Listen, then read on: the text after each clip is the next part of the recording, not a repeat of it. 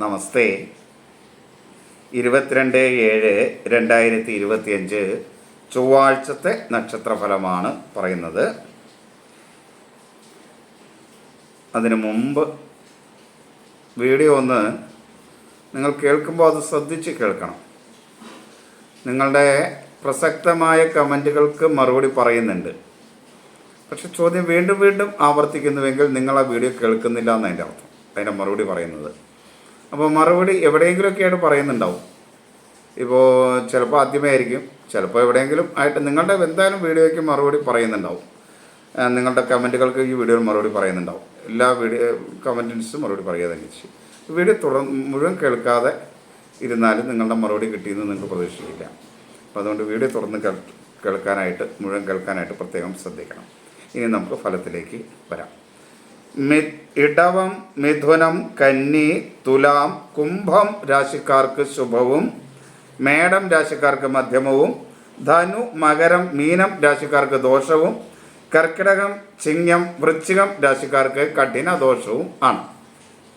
പിന്നെ എൻ്റെ വീഡിയോ തുടർച്ചയായി ലഭിക്കണമെന്നുള്ളവർ ഇത് ഷെയർ ചെയ്യുക, ലൈക്ക് ചെയ്യുക, കമൻറ്റ് ചെയ്യുക തുടങ്ങിയ കാര്യങ്ങളൊക്കെ ചെയ്യണം. എന്തെങ്കിലും കമൻറ്റ് ചെയ്യാനായിട്ട് ശ്രമിക്കുക. നാരായണായ നമാന്നോ, അമ്മേ ദേവി എന്നിങ്ങനെ എന്തെങ്കിലും ദേവീ നാമങ്ങൾ കമൻറ്റ് ചെയ്യാനായിട്ട് പ്രത്യേകം ശ്രദ്ധിക്കുക. അത് വായിക്കുമ്പോഴും പുണ്യം, കേൾക്കുമ്പോഴും പുണ്യം, എഴുതുമ്പോഴും പുണ്യം. അതുകൊണ്ട് അത് ശ്രമിക്കുക.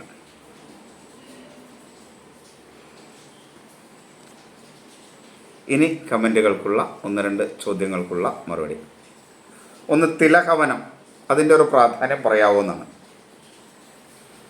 തിലഹവനം പ്രധാനമായിട്ട് തിലം എന്ന് പറഞ്ഞാൽ എള്ള്, തിലം കൊണ്ടുള്ള ഹവനം, അതാണ് തിലഹവനം. എള്ള് കൊണ്ടുള്ള ഹവനം പ്രധാനമായിട്ടും പിതൃക്കളുടെ ദോഷശാന്തിക്കായിട്ട് ഉപയോഗിക്കുന്നതാണ്. നമ്മുടെ മരിച്ചു പോയിട്ടുള്ള പൂർവികരുടെ ദോഷശാന്തിക്കായിട്ട് ആണ് തിലഹവനം ഉപയോഗിക്കുക. അത് വിവിധ ദേവതകളിൽ ഉപയോഗിക്കാറുണ്ട്. ഒരു ദേവതയിൽ തന്നെയല്ല ഉപയോഗിക്കും. വിവിധ ദേവതകളുടെ ഹോമദ്രവ്യമായി എള്ള് ഉപയോഗിക്കുന്നുണ്ട്. അത് പിതർ ആണ് പ്രധാനമായിട്ടും ചെയ്യുന്നത് എന്നുള്ളത് കൊണ്ട് ഞാനത് പറയുന്നു. പിന്നെ വിവിധ ആവശ്യങ്ങൾക്ക് വേണ്ടിയും ഇത് ഉപയോഗിക്കും. അത് കമൻറ്റിലൂടെ ഇതിന് വീഡിയോയിലൂടെ അങ്ങനെ പറയുന്നതിൽ കാര്യമില്ല എന്നുള്ളത് കൊണ്ടും, അത് ഒരു ആചാര്യൻ്റെ അനുവാദത്തോടെയാണ് ഏത് ഹോമം എവിടെ ഹോമിക്കേണ്ടത് എന്നുള്ളത് കൊണ്ടും അതിങ്ങനെ പറയുന്നതിൽ അർത്ഥമില്ല. കാരണം സ്വയം അത് ചെയ്യുന്നതുകൊണ്ട് വലിയ കാര്യമൊന്നുമില്ല. പറയാമെങ്കിൽ മാത്രമേ അത് ചെയ്യാവൂ എന്നുള്ളതുകൊണ്ടാണ്. അപ്പോൾ ഇതാണെന്ന് മനസ്സിലാക്കുക. പിതൃക്കളുടെ ദോഷശാന്തിക്കായിട്ട് ഉപയോഗിക്കുന്നു. ഗണപതി ഹോമത്തിൽ പോലും ഈ പിതൃക്കളുടെ ദോഷശാന്തിക്കായിട്ട് ചില മന്ത്രങ്ങൾ ഉപയോഗിച്ചുകൊണ്ട് എള്ള് ഹോമിക്കാറുണ്ട്. കാര്യം ഗണപതി ഹോമമാണെങ്കിലും അതിലും ചെയ്യാറുണ്ട്. അപ്പം അങ്ങനെ വിവിധങ്ങളായ മന്ത്രങ്ങൾ, വിവിധങ്ങളായ ദേവതകളുടെ മന്ത്രങ്ങൾ, വിവിധങ്ങളായ ദേവതകളുടെ ഹോമങ്ങളിൽ അർപ്പിക്കപ്പെടാറുണ്ട് എള്ളുപയോഗിച്ച്. അത്രയും അതിനെക്കുറിച്ച് അറിയുക. പിതൃദോഷശാന്തിയാണ് പ്രധാനം, പിതൃക്കളുടെ ദോഷശാന്തിയാണ്. ഇനി മറ്റൊരു കാര്യം, മരിച്ചു പോയിട്ടുള്ളവരാണ് നമ്മൾ ഈ പിതൃക്കളെന്ന് പറയുക. നമ്മുടെ മാതാവ്, പിതാവ്, അതിൻ്റെ മുന്നിലേക്കുള്ളവർ, അങ്ങനെയുള്ള തലമുറ, ഇവരെയൊക്കെ നമ്മൾ നോക്കേണ്ടതുപോലെ ജീവിച്ചിരിക്കുമ്പോൾ നോക്കാതിരുന്നിട്ട് മരിച്ചിട്ട് പോയിട്ട് തിലഹവനോ അല്ലെങ്കിൽ മറ്റെന്തെങ്കിലുമൊക്കെ നടത്തിയിട്ട് യാതൊരു പ്രയോജനമില്ല. ജീവിച്ചിരിക്കുമ്പോൾ നമ്മളുടെ കഴിവിൻ്റെ പരമാവധി നോക്കുകയും അതിനകത്ത് നമ്മൾ അറിയാതെയോ അറിഞ്ഞൊക്കെ പോലുള്ള തെറ്റുകൾ ഉണ്ടായിട്ടുണ്ടെങ്കിൽ അതൊക്കെ ക്ഷമിക്കണമേ എന്ന് പ്രാർത്ഥിച്ചുകൊണ്ടാണ് മരണശേഷം ഇതൊക്കെ ചെയ്തിട്ടേ കാര്യമുള്ളൂ. അല്ലാണ്ട് ജീവിച്ചിരിക്കുമ്പോൾ തിരിഞ്ഞു നോക്കാതിരിക്കുകയും മരണശേഷം ഇങ്ങനെയുള്ള കാര്യങ്ങളൊക്കെ ചെയ്താൽ അതുകൊണ്ട് യാതൊരു പ്രയോജനവുമില്ല എന്ന കാര്യം കൂടെ മനസ്സിലാക്കുക. ജീവിച്ചിരിക്കുമ്പോഴാണ് അവർക്ക് നമ്മൾ കൊടുക്കേണ്ട സംരക്ഷണങ്ങൾ ചെയ്യേണ്ടത് പ്രധാനമായിട്ട്. അതിനുശേഷം നമ്മളറിയാതെയൊക്കെ അങ്ങനെ ചെയ്തു പോയുള്ള തെറ്റുകളെല്ലാം പൊറുക്കണമെന്ന് പ്രാർത്ഥിച്ചുകൊണ്ട് പിതൃക്കൾക്ക് അവരുടെ മരണശേഷവും നമ്മൾ നമ്മുടെ ജീവിതം കഴിയുന്നത് വരെ, നമ്മുടെ ജീവിതകാലം കഴിയുന്നത് വരെ ദിവസവും തർപ്പണമായിട്ട് ചെയ്യുക, പിതൃതർപ്പണം ചെയ്യുക. കൂടാതെ എല്ലാ വർഷവും പിതൃക്കൾക്ക് വേണ്ട ബലിയിടുക, ശ്രാദ്ധമൂട്ടുക തുടങ്ങിയ കാര്യങ്ങൾ ചെയ്യുക. ഇതാണ് അതിനെക്കുറിച്ച് ഒരു ധാരണ ഉണ്ടാകാൻ പറയുന്നത്.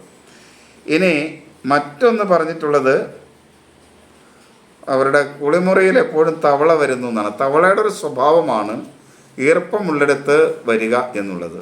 അതൊരു ദോഷമാക്കി ചിത്രീകരിക്കേണ്ടതില്ല. അതിനവിടെ നിന്ന് എടുത്ത് ദൂരേക്ക് മാറ്റിക്കളയാം. അടുത്തൊക്കെ കൊണ്ടുവന്നിട്ട് വീണ്ടും അവിടെ തന്നെ കയറി വരും.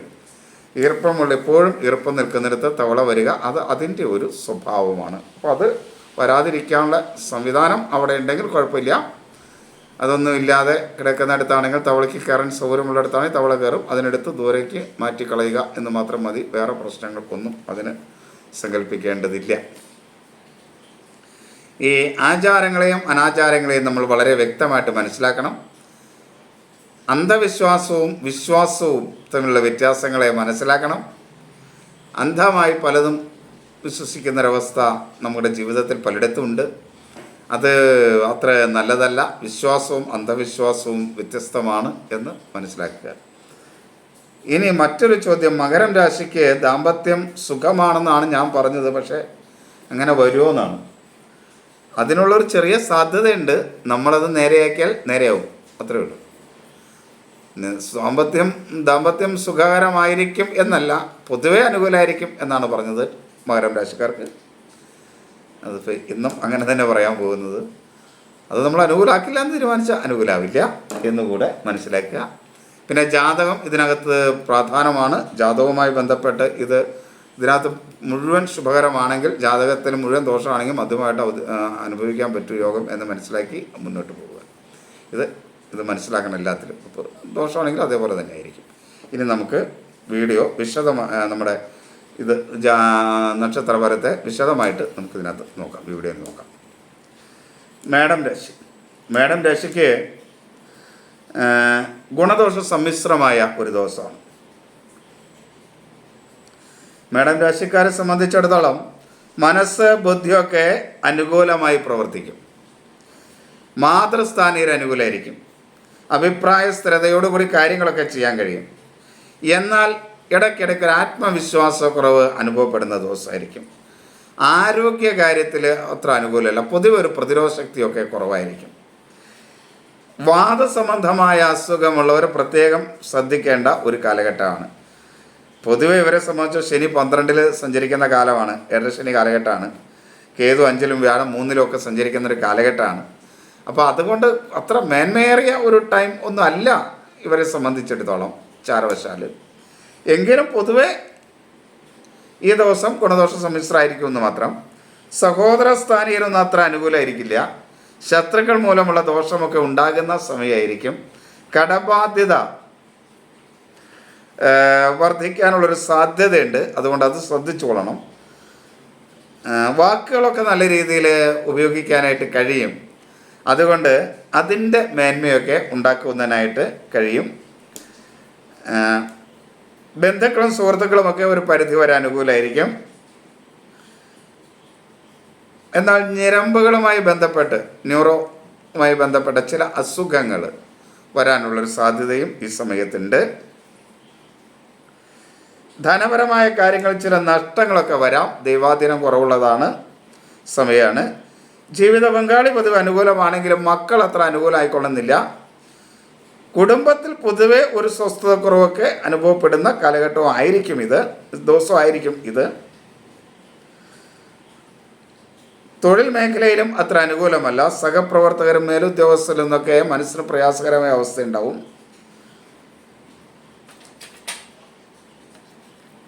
ഇനി ഇടവം രാശിക്ക് അനുകൂലമായ ഒരു ദിവസമാണ്. 10-ൽ രാഹു സഞ്ചരിക്കുന്നൊരു കാലഘട്ടമാണെന്നുള്ളത് എങ്കിലും പൊതുവെ അനുകൂലമായ ഒരു ദിവസമായിരിക്കും. കാർത്തിക അവസാന 3/4 ഭാഗം, രോഹിണി മകീരം ആദ്യ പകുതി ഭാഗമാണ് ഇടവം രാശിക്കാരെ സംബന്ധിച്ചിടത്തോളം ഒരു ആത്മവിശ്വാസമൊക്കെ ഉണ്ടാകുന്ന സമയമാണ്. അലസതയൊന്നും ഉണ്ടാവില്ല. ആരോഗ്യ കാര്യങ്ങളൊക്കെ കുറച്ച് മേന്മ ഉണ്ടാകുന്ന ഒരു സമയം കൂടെയാണ്. എന്നാൽ മനസ്സ് അത്ര അനുകൂലമായിരിക്കില്ല. ആവശ്യമില്ലാത്ത ചിന്തകൾ മൂലം മനസ്സ് അസ്വസ്ഥമാകുന്ന ഒരു കാലഘട്ടമാണ്. അതോ ഈ ദിവസം പ്രത്യേകിച്ചും പഴയ കാര്യങ്ങളൊക്കെ ആരെങ്കിലും എന്തെങ്കിലും പറഞ്ഞിട്ടുണ്ടെങ്കിൽ അതൊക്കെ ഓർത്ത് വെച്ചൊക്കെ അങ്ങനെയുള്ള ചില പ്രശ്നങ്ങളുണ്ടാവും. അതൊക്കെ ഒഴിവാക്കാനായിട്ട് ശ്രമിക്കണം. ബുദ്ധി അനുകൂലമല്ല. മാതൃസ്ഥാനീയർ അനുകൂലമല്ല. എന്നാൽ പിതൃസ്ഥാനീയരിൽ നിന്ന് അനുകൂലമായിരിക്കും. ഇടയ്ക്കിടയ്ക്കുള്ള ചില അഭിപ്രായ സ്ഥിരത കുറവ് പല കാര്യങ്ങളിലും ഈ ദിവസം ഇടവൻ രാശിക്കാർക്ക് ഉണ്ടാകും. എങ്കിലും സഹോദര സ്ഥാനീയരത്ര അനുകൂലമല്ല. കടബാധ്യത വർദ്ധിക്കുന്ന സമയമാണ്. മറ്റുള്ളവരുമായിട്ട് ചില കലഹങ്ങളൊക്കെ ഇടവൻ രാശിക്കാർക്ക് ഉണ്ടാകും. വാക്കുകളെ വളരെയധികം നിയന്ത്രിക്കണം. മിത്രങ്ങൾ പോലും ചിലപ്പോൾ ശത്രുക്കളായി മാറാൻ സാധ്യതയുണ്ട്. കാര്യം ഗുണകരമൊക്കെയാണ്. ഈ ദിവസം പൊതുവെ അനുകൂലമൊക്കെയാണ്, ഗുണകരമാണ്. എങ്കിലും വാക്കുകളൊക്കെ നിയന്ത്രിച്ചു കൊള്ളണം, അല്ലെങ്കിൽ ഈ ഗുണം ദോഷമായിട്ട് മാറും. ഇപ്പോൾ ഗുണകരമാക്കാൻ കഴിയുന്ന ഇതിനെയും ഗുണകരം എന്ന് നമുക്ക് പറയാൻ കഴിയുന്നുണ്ട്. അതുകൊണ്ടാണ് അതങ്ങനെ പറയുന്നത് എന്നറിയുക. ബന്ധുക്കളും സുഹൃത്തുക്കളൊന്നും അത്ര അനുകൂലമായിരിക്കില്ല. മക്കളും ജീവിത പങ്കാളിയുമൊക്കെ അനുകൂലമായതുകൊണ്ട് കുടുംബത്തിലൊരു സ്വസ്ഥതയൊക്കെ ഉണ്ടാകും. പക്ഷെ ജാതകം വളരെ മോശമാണെങ്കിൽ ഇത് ഉണ്ടായിക്കൊള്ളണമെന്നില്ല. എങ്കിലും പൊതുവെ ഉണ്ടാകും. ഒന്ന് ശ്രദ്ധിച്ചാൽ അത് ഉണ്ടാക്കിയെടുക്കാനായിട്ട് കഴിയും. തൊഴിൽ മേഖല അത്ര അനുകൂലമല്ല. എങ്കിലും ഈ സഹപ്രവർത്തകരെ ഒന്ന് ശ്രദ്ധിക്കുക. കൂടെ ജോലി ചെയ്യുന്നവരെ തൊഴിലേൽപ്പിച്ച് പോകാതിരിക്കുക. അങ്ങനെയുള്ള കാര്യങ്ങൾ ചില ദോഷമുണ്ടാവും. പക്ഷേ പുതിയ പ്രവർത്തനങ്ങൾ ആരംഭിക്കാം. പുതിയ അവസരങ്ങൾ സൃഷ്ടിക്കപ്പെടുന്ന കാലഘട്ടം ദിവസമായിരിക്കും. അപ്പം അങ്ങനെയുള്ള മേന്മയൊക്കെ ഉണ്ടാകുകയും ചെയ്യും. ഒരു കാരണവശാലും ലഹരി പദാർത്ഥങ്ങൾ ഉപയോഗിക്കരുത് ഇടവൻ രാശിക്കാർ ഈ ദിവസം. പ്രത്യേകം ശ്രദ്ധിക്കണം. അവർക്ക് ലഹരി പദാർത്ഥങ്ങൾ ഉപയോഗിക്കാവുന്ന ഒരു കാലഘട്ടമല്ല ഇത്. അപ്പോൾ ഈ ദിവസം പ്രത്യേകിച്ചും അത് ഒഴിവാക്കുന്നത് നന്നായിരിക്കും. ഇനി മിഥുനക്കൂറ് അവർക്കും ഗുണകരമാണ്. ഗുണകരമായ ദിവസമാണ് മിഥുനക്കൂറുകാർക്ക്. മകേരം അവസാന പകുതി ഭാഗം, തിരുവാതിര പുണർദം ആദ്യ മുക്കാൽ ഭാഗം. ഇവരെ സംബന്ധിച്ചിടത്തോളം 10 ശനിയാണ്. അതേപോലെ ജന്മത്തിൽ വ്യാഴമാണ്. രാഹു 9-ലാണ്. ഇതിൻ്റെയൊക്കെ പ്രയാസങ്ങളും ബുദ്ധിമുട്ടുകളും ഒക്കെ ഉണ്ടാകുന്ന ഒരു കാലഘട്ടത്തിലൂടെ കടന്നു പോവുകയാണ്. കടകശനി കാലഘട്ടമാണ്. എങ്കിൽ പോലും ഈ ദിവസം അവർക്ക് അനുകൂലമാണ്. എന്നാലും ആരോഗ്യ കാര്യത്തിൽ ഒരു ശ്രദ്ധ ആവശ്യമാണ്. വാദസംബന്ധമായ അസുഖങ്ങൾ, പിത്ത സംബന്ധമായ അസുഖങ്ങളൊക്കെ കൂടുന്ന ഒരു കാലഘട്ടമാണ്, ദിവസമാണ്. എങ്കിലും ഇവർക്ക് മനസ്സും ബുദ്ധിയൊക്കെ വേണ്ട രീതിയിൽ പ്രവർത്തിക്കും. മാതൃസ്ഥാനീയർ അനുകൂലമായിരിക്കും. എന്നാൽ പിതൃസ്ഥാനീയർ അത്ര അനുകൂലമായിരിക്കില്ല. അഭിപ്രായ സ്ഥിരതയോടൊരു കാര്യങ്ങളൊക്കെ ചെയ്യാനായിട്ട് കഴിയും. സഹോദര സ്ഥാനീയർ അനുകൂലമാണ്. ശത്രുക്കൾ മൂലമുള്ള ദോഷമൊക്കെ കുറയുകയും മിത്രങ്ങളെ സൃഷ്ടിക്കാനും കഴിയുന്ന ഒരു കാലഘട്ടമാണ്. കടബാധ്യതയൊക്കെ ഒന്ന് കുറച്ചു കൊണ്ടുവരാനായിട്ട് ശ്രദ്ധിച്ചാൽ കഴിയും. ബന്ധുക്കളും സുഹൃത്തുക്കളൊക്കെ അനുകൂലമാണ്. വിദ്യാർത്ഥികൾക്കും അനുകൂലമാണ്. ധനപരമായി ചില നഷ്ടങ്ങളൊക്കെ ഇവർക്ക് ഉണ്ടാകുന്ന സമയമാണ്. അതുപോലെ കഫരോഗങ്ങളുള്ളവരും ഒന്ന് ശ്രദ്ധിക്കണം. ജീവിത പങ്കാളി അനുകൂലമാണെങ്കിലും മക്കളുമായിട്ട് ചെറിയ അഭിപ്രായ വ്യത്യാസം ചില സാമ്പത്തിക കാര്യങ്ങളിലൊക്കെ ഉണ്ടാകാം. അത് ഉണ്ടാകാതിരിക്കാൻ പ്രത്യേകം ശ്രദ്ധിക്കുക. തൊഴിൽ രംഗം അത്ര അനുകൂലമല്ല. തൊഴിൽ രംഗത്ത് മേലുദ്യോഗസ്ഥരിൽ നിന്നൊക്കെ ചില പ്രയാസങ്ങൾ, വിഷമങ്ങളൊക്കെ അനുഭവിക്കാൻ സാധ്യതയുണ്ട്. അതൊക്കെ മനസ്സിലാക്കി ചില ഫയലുകളൊക്കെ അവരുടെ മുമ്പിലേക്ക് കൊണ്ടു ചെല്ലുമ്പോൾ അതൊന്നുകൂടെ പഠിച്ച് വൃത്തിയാക്കിയിട്ട് കൊണ്ടു ചെല്ലാനായിട്ട് ശ്രദ്ധിക്കുക.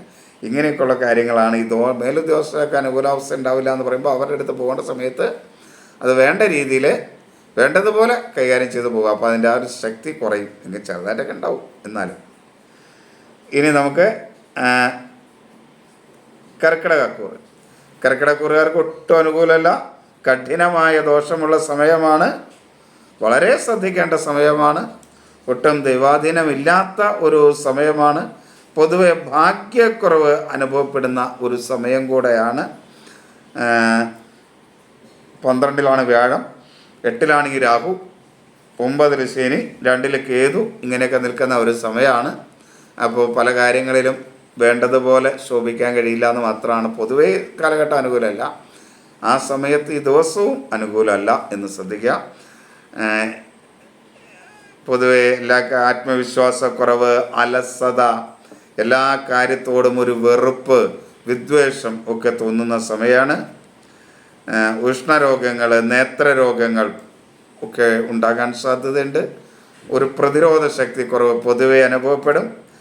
മനസ്സും ബുദ്ധിയൊന്നും അനുകൂലമല്ല. ഒരഭിപ്രായ സ്ഥിരതയോട് കാര്യങ്ങൾ ചെയ്യാനായിട്ട് കഴിയില്ല.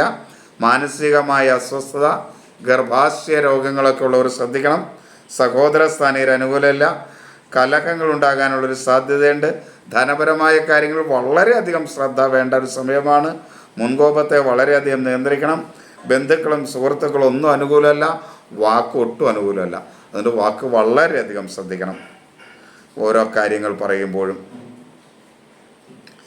ജീവിത പങ്കാളി ഒരു പരിധി വരെ അനുകൂലമായിരിക്കും കർക്കിടകക്കൂറുകാർക്ക്. എന്നാൽ മക്കളുമായിട്ടൊക്കെ സാമ്പത്തിക കാര്യങ്ങളിൽ വളരെ പ്രയാസങ്ങളായ അവസ്ഥയുണ്ടാവും, ബുദ്ധിമുട്ടുകളുണ്ടാവും. അതൊക്കെ ഒഴിവാക്കാനായിട്ട് ശ്രദ്ധിക്കണം. തൊഴിൽ മേഖല ഒട്ടും അനുകൂലമല്ല. അതേപോലെ തൊഴിൽ മേഖലയിൽ ഈ കൂട്ട് സംരംഭങ്ങളൊക്കെ നടത്തുന്നവർ വളരെ ശ്രദ്ധിക്കേണ്ട ഒരു സമയം കൂടെയാണ്. അതുപോലെ തൊഴിൽ ചെയ്യുന്നവർക്കാണെങ്കിൽ മേലുദ്യോഗസ്ഥരിൽ നിന്ന് മനസ്സിന് പ്രയാസം, സഹപ്രവർത്തകരിൽ നിന്ന് മനസ്സിന് പ്രയാസം. സ്വന്തം തൊഴിലൊക്കെ ചെയ്യുന്നവർക്കാണ്, തൊഴിലാളികളൊക്കെ നിർത്തിയിട്ടാണ് ചെയ്യുന്നതെങ്കിൽ തൊഴിലാളികൾ അനുകൂലമല്ലാതെ വരിക.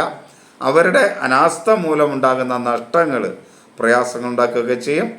അതൊക്കെ വളരെ ശ്രദ്ധയോടുകൂടി കൈകാര്യം ചെയ്യാനായിട്ട് ശ്രദ്ധിക്കേണ്ട സമയമാണ് കർക്കിടകക്കൂറുകാർ. ഒരു കാരണവശാലും ലഹരി പദാർത്ഥങ്ങൾ ഉപയോഗിക്കരുത്. വീട്ടിലേക്കും പോകുമ്പോഴും തൊഴിൽ മേഖലയിലൊന്നും ഇത് ഉപയോഗിക്കാതിരിക്കാൻ പ്രത്യേകം ശ്രദ്ധിക്കുക. ചിങ്ങം, മകം, പൂരം, ഉത്രം ആദ്യകാൽഭാഗം. ചിങ്ങക്കൂറുകാർക്ക് കഠിന ദോഷമുള്ള സമയമാണ്. 8ലാണ് ശനി, ജന്മത്തിൽ കേതുവാണ്, അഷ്ടമശനിയാണ്.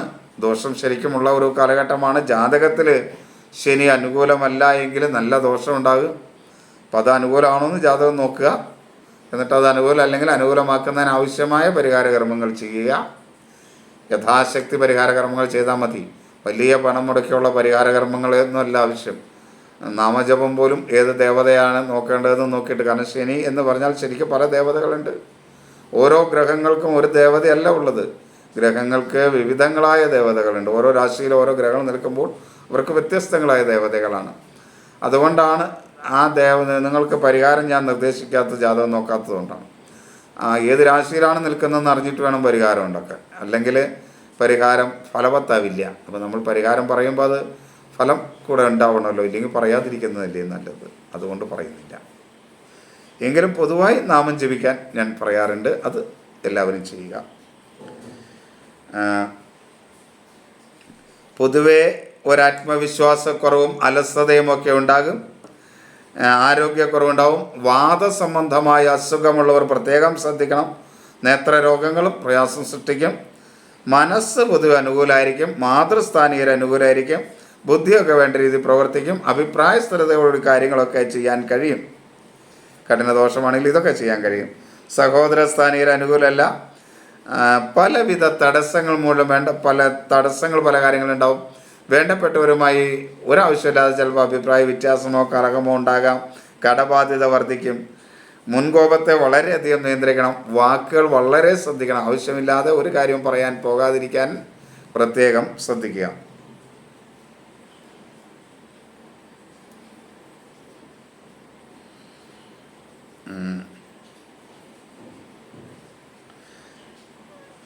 ധനപരമായ കാര്യങ്ങളിലൊക്കെ ചെറിയ നേട്ടങ്ങൾ ചിങ്ങക്കൂറുകാർക്ക് ഉണ്ടാകുന്ന സമയമാണ്.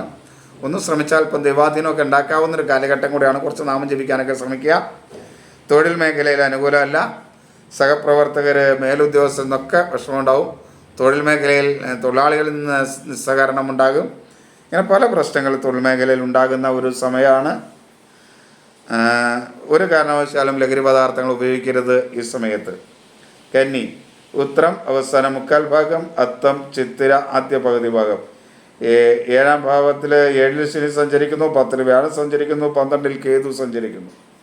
കന്നിരാശിയെ സംബന്ധിച്ചിടത്തോളം എല്ലാ കാര്യങ്ങൾക്കും ഒരു തടസ്സവും പ്രയാസവും ബുദ്ധിമുട്ടുകളൊക്കെ ഉണ്ടാവും. തൊഴിൽ രംഗത്താണെങ്കിൽ ഒരു ദൈവാധീനക്കുറവ് അനുഭവപ്പെടും. ചില നഷ്ടങ്ങൾ, 12ൽ അമിതമായ ചിലവൊക്കെ വരുന്ന കാലഘട്ടമാണെങ്കിലും ഈ ദിവസം അവർക്ക് അനുകൂലം. കന്നിക്കൂറുകാർക്ക് ഈ ദിവസം അനുകൂലമാണ്. പൊതുവെ എല്ലാ കാര്യത്തിലും അവർക്ക് ഒരാത്മവിശ്വാസമൊക്കെ അനുഭവപ്പെടും. അലസതയൊന്നുമില്ലാതെ സംശയലേശമെന്നെ കാര്യങ്ങളൊക്കെ ചെയ്യാനുള്ളൊരു കഴിവുണ്ടാവും. ആരോഗ്യകാര്യത്തിൽ ഉണർവുണ്ടാവും. ഒരു പ്രതിരോധ ശക്തി പൊതുവെ അനുഭവപ്പെടും. മനസ്സും ബുദ്ധിയൊക്കെ അനുകൂലമാണ്. പിതൃസ്ഥാനീയർ അനുകൂലമാണ്. അഭിപ്രായ സ്ഥിരതയോടുകൂടി കാര്യങ്ങളൊക്കെ ചെയ്യാൻ കഴിയും. എന്നാൽ മാനസികമായ അസ്വസ്ഥതയുള്ളവരൊന്ന് ശ്രദ്ധിക്കുന്നത് നന്നായിരിക്കും. സഹോദര സ്ഥാനീയരൊക്കെ പൊതുവെ ഇവർക്ക് ചെറിയ തോതിൽ മാത്രം അനുകൂലമായിരിക്കുള്ളൂ. ഇന്ന് ധനപരമായ കാര്യങ്ങളിൽ സഹോദര സ്ഥാനീയരിൽ നിന്നും പ്രതികൂലമായ അവസ്ഥ പ്രതീക്ഷിക്കണം. അതേപോലെ ചില സാമ്പത്തിക കാര്യങ്ങളിലൊക്കെ പ്രതികൂലമായിരിക്കും. എന്നാൽ ബാക്കി കാര്യങ്ങളിലൊക്കെ അവർ അനുകൂലമായിരിക്കുകയും ചെയ്യും. ശത്രുക്കൾ മൂലമുള്ള ദോഷമുണ്ടാകും. കടബാധ്യത വർദ്ധിക്കും. വാക്കുകളൊക്കെ നല്ല രീതിയിൽ ഉപയോഗിക്കാൻ കഴിയും. അതുകൊണ്ട് ചില ശത്രുദോഷങ്ങളെയൊക്കെ ഒന്ന് ഒഴിവാക്കാനും കഴിയും. ബന്ധുക്കളും സുഹൃത്തുക്കളൊക്കെ അനുകൂലമായിരിക്കും. ജീവിത പങ്കാളിയും അനുകൂലമായിരിക്കും. എന്നാൽ ധനപരമായ കാര്യങ്ങളിൽ മക്കളുമായിട്ട് ചെറിയ തർക്കങ്ങളോ അഭിപ്രായ വ്യത്യാസങ്ങളോ ഒക്കെ വരാം.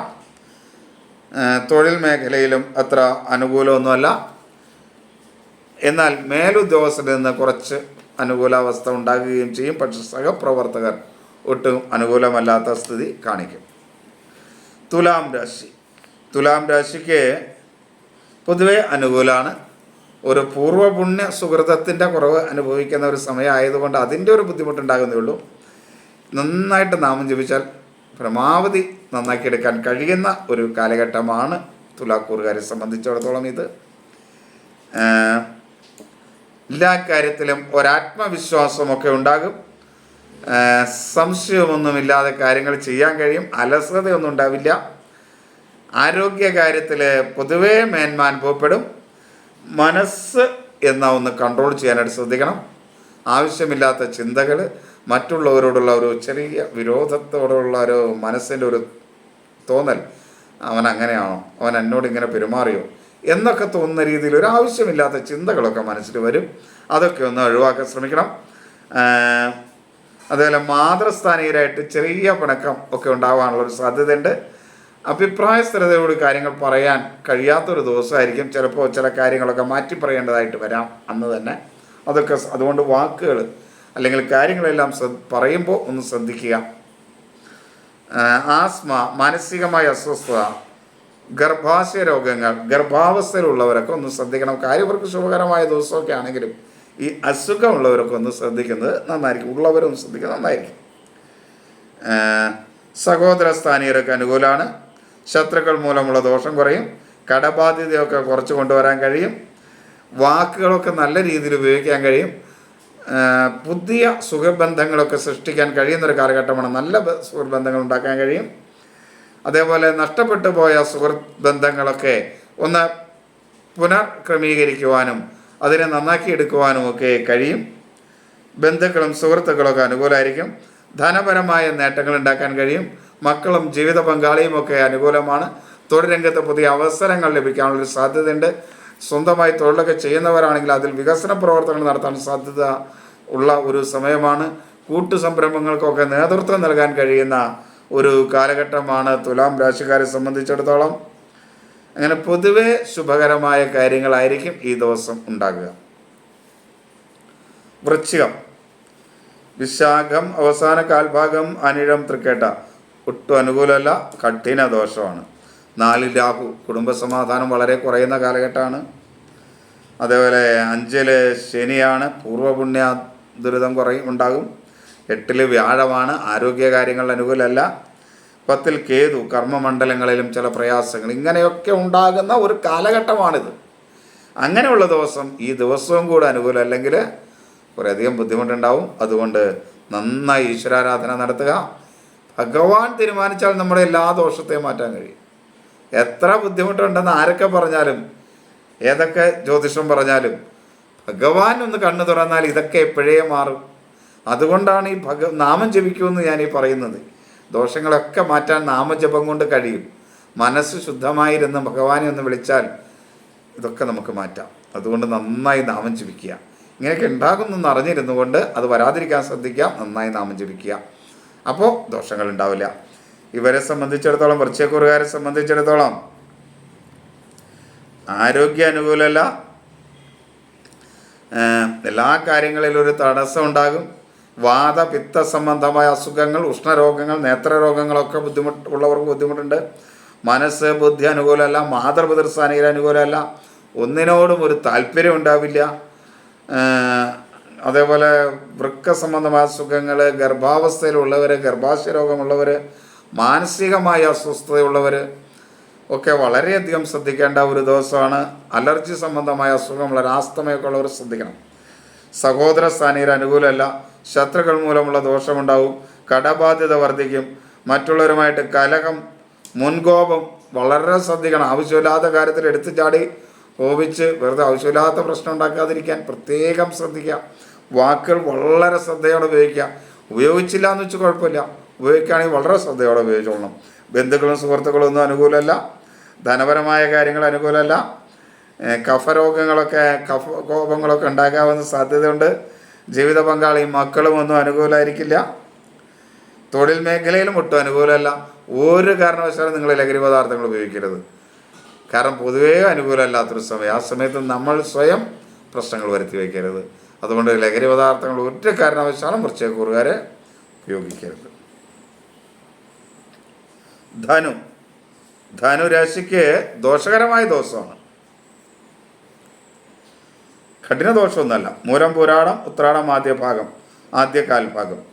4 ശനിയാണ്, 9 കേതുവാണ്. ഭാഗ്യക്കുറവും കുടുംബത്തിലെ അസ്വസ്ഥതയും പൊതുവെ ഉണ്ടാകുന്ന ഒരു കാലഘട്ടമാണ്. എങ്കിൽ പോലും ദോഷമാണ്, കഠിന ദോഷമല്ല എന്നുള്ളൂ, ദോഷം തന്നെയാണ്. അപ്പോൾ നന്നായിട്ട് നാമം ജപിക്കുകയൊക്കെ ചെയ്ത് ഈശ്വരാരാധന ഉണ്ടാക്കാൻ ശ്രമിക്കുക. ഇവർക്ക് പൊതുവെ ആത്മവിശ്വാസക്കുറവ് ഉണ്ടാകുന്ന ഒരു ദിവസമാണ്. ഒന്നും വേണ്ടതുപോലെ ചെയ്യാനും ഒന്നൊരു താല്പര്യമില്ലാത്ത ദിവസമായിരിക്കും. അതേപോലെ എന്നാൽ മനസ്സ് വേണ്ട രീതിയിൽ പ്രവർത്തിക്കും. ബുദ്ധിയും അനുകൂലമായിരിക്കും. മാതൃസ്ഥാനീയർ അനുകൂലമായിരിക്കും. പക്ഷെ പിതൃസ്ഥാനീയരുമായി ചില അഭിപ്രായ വ്യത്യാസങ്ങൾ ഉണ്ടാവാം. അതുകൊണ്ട് അവരോടൊക്കെ വളരെ സൗമ്യമായി സംസാരിക്കാൻ ശ്രമിക്കുക. ഈ അഭിപ്രായ വ്യത്യാസങ്ങൾ ഉണ്ടാവും, കലഹം ഉണ്ടാകും. ചിലർ അത്ര അനുകൂലമല്ല എന്നൊക്കെ പറയുമ്പോൾ അവരോട് ഇത്തിരി മിതത്വം പാലിക്കുക.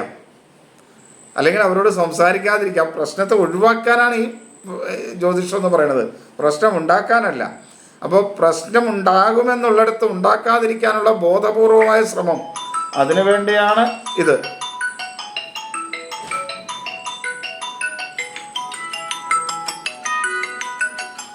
അപ്പം അത് ശ്രദ്ധിക്കുക.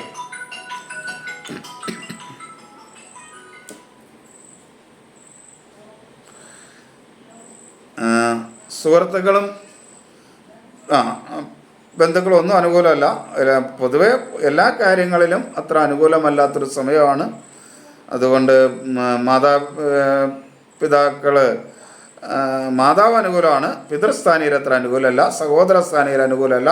ശത്രുക്കൾ മൂലമുള്ള ദോഷം, കടബാധ്യത, മറ്റുള്ളവരുമായി കലഹം ഒക്കെ ഉണ്ടാകും. വാക്കുകൾ വളരെ നിയന്ത്രിച്ച് വേണം ധനുക്കൂറുകാർ ഉപയോഗിക്കാൻ. ബന്ധുക്കളൊക്കെ സുഹൃത്തുക്കളൊക്കെ അനുകൂലമല്ലാത്തതുകൊണ്ട് അവർക്ക് കലഹങ്ങളൊക്കെ ഉണ്ടാകാൻ സാധ്യതയുണ്ട്. അതുകൊണ്ട് വളരെ ശ്രദ്ധിക്കുക. ധനപരമായ കാര്യങ്ങളിൽ ചെറിയ നേട്ടങ്ങളൊക്കെ ഉണ്ടാകാൻ സാധ്യതയുള്ളൊരു സമയമാണ്. തൊഴിൽ രംഗത്ത് അത്ര അനുകൂലമൊന്നുമല്ല, പക്ഷെ ശ്രദ്ധിച്ചാൽ സാമ്പത്തിക നേട്ടം ഉണ്ടാക്കാൻ അനുകൂലമായൊരു ദിവസമായതുകൊണ്ട് അതിൻ്റെ ഒരു മേന്മ ഉണ്ടാക്കിയെടുക്കാനായിട്ട് കഴിയും. സഹപ്രവർത്തകർ ബലുദ്യോഗസ്ഥരൊന്നും അത്ര അനുകൂലമായിരിക്കില്ല.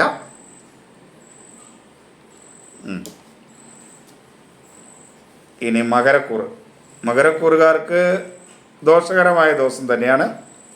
ഉത്രാടം അവസാന 3/4 ഭാഗം, തിരുവോണം അവിട്ട ആദ്യ പകുതി ഭാഗം. ഒരു ദൈവാധീനം വളരെ കുറഞ്ഞ ഒരു കാലഘട്ടമാണ്. ദൈവാധീനമില്ലാത്ത ഒരു സമയമാണ്. 2-ൽ രാഹു, സാമ്പത്തികമായ ചില നഷ്ടങ്ങളൊക്കെ വരാൻ കഴിയുന്ന സമയമാണ്. 8-ൽ കേതുവാണ്. അലർജി സംബന്ധമായ അസുഖങ്ങൾ, ഈ ലഹരിയൊക്കെ ഉപയോഗിച്ചിട്ട് അതുമൂലമുണ്ടാകുന്ന ചില പ്രയാസങ്ങൾ, ബുദ്ധിമുട്ടുകളൊക്കെ ഉണ്ടാകാൻ സാധ്യതയുള്ള ഒരു സമയമാണ്. അപ്പോൾ അങ്ങനെയുള്ള ആളുകളൊക്കെ വളരെ ശ്രദ്ധിക്കണം. പൊതുവെ അനുകൂലമല്ല, ദോഷകരമായ ദിവസമാണ്. ഒരു ആത്മവിശ്വാസക്കുറവ് ഒന്നിലും ഇല്ലാത്തൊരു സ്ഥിതി ഉണ്ടാവും. എന്നാൽ മനസ്സും ബുദ്ധിയൊക്കെ വേണ്ട രീതിയിൽ പ്രവർത്തിക്കുകയും അഭിപ്രായ സ്ഥിരതയുടെ കാര്യങ്ങൾ പറയുകയൊക്കെ ചെയ്യും. ഒരു പ്രതിരോധ ശക്തി കുറവ് പൊതുവെ ഉണ്ടാകുന്നൊരു ദിവസമാണ്. സഹോദര സ്ഥാനീയരൊന്നും അനുകൂലമല്ല. ശത്രുക്കൾ മൂലമുള്ള ദോഷമുണ്ടാകും. കടബാധ്യത വർദ്ധിക്കും. മറ്റുള്ളവരുമായി കലഹമുണ്ടാകാനുള്ള സാധ്യതയുണ്ട്. വാക്കുകൾ വളരെയധികം ശ്രദ്ധിച്ച് ഉപയോഗിക്കണം. ബന്ധുക്കളും സുഹൃത്തുക്കളും ഒന്നും അനുകൂലമല്ല. ധനപരമായ കാര്യങ്ങളിലൊക്കെ നഷ്ടം വരും. ജീവിത പങ്കാളി പൊതുവെ അനുകൂലമായിരിക്കും. അതെ, ഇത് പറഞ്ഞപ്പോഴാണ് ഒരാൾ അങ്ങനെയാണോ എന്ന് സംശയം ചോദിച്ചത്. ശരിക്കും ഒന്ന് ശ്രദ്ധിച്ചാൽ കുടുംബത്തിൽ ജീവിത പങ്കാളി അനുകൂലമാകാൻ കഴിയുന്ന ഒരു സമയം തന്നെയാണ്. ജാതകം അത്ര അനുകൂലമല്ല എങ്കിൽ നിങ്ങളുടെ ജാതകത്തിലെ 7ാം ഭാവാധിപത്യം വഹിക്കുന്ന ഗ്രഹം ഏതാണോ ആ ഗ്രഹം അനുകൂലമല്ലെങ്കിൽ ഈ പറയുന്ന ഫലത്തിന് വ്യത്യാസം ഉണ്ടാവാം. എങ്കിലും ഒന്ന് ശ്രദ്ധിച്ചാൽ പൊതുവെ അനുകൂലമല്ല, ദോഷകരമായ ദിവസമാണ്. അപ്പോൾ എങ്കിലും ഈ ഒരു കാര്യത്തിൽ ശ്രദ്ധിച്ചാൽ കുറച്ച് മെനമുണ്ടാക്കാൻ കഴിയും.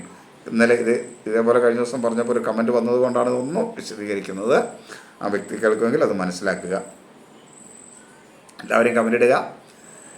കമൻറ്റുകൾക്കൊക്കെ സ്വാഗതം. കമൻറ്റിന് മറുപടി പറയുന്നത് നെഗറ്റീവായിട്ട് കരുതരുത്. അത് അതിൻ്റേതായ അർത്ഥത്തിൽ തന്നെ സ്വീകരിക്കാനായിട്ടും കൂടെ ശ്രമിക്കണം.